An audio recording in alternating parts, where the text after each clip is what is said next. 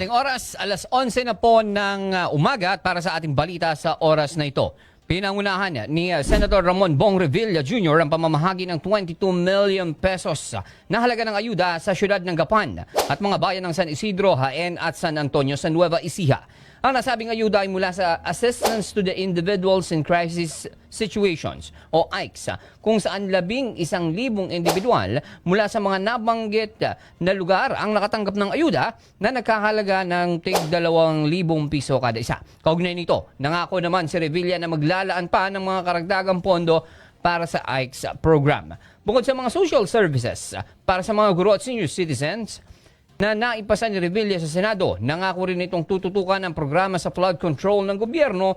Ngayon siya ang chairman ng Senate Public Works Committee, lalo na sa lalawigan, mga projects sa lalawigan ng Nueva Ecija. Inihayag naman ni Jaén Mayor Sylvia Austria na sa kanilang bayan, nasa 75% na ngayon ang completion rate ng infrastructure project ni Senator Revilla.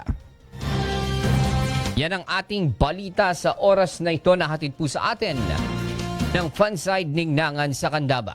Mula po dito kung saan lagi kayong kasama ang 103.1 Newsline Central Luzon. Ito po si Joe Salazar. Kasama ka, ikaw ang bida.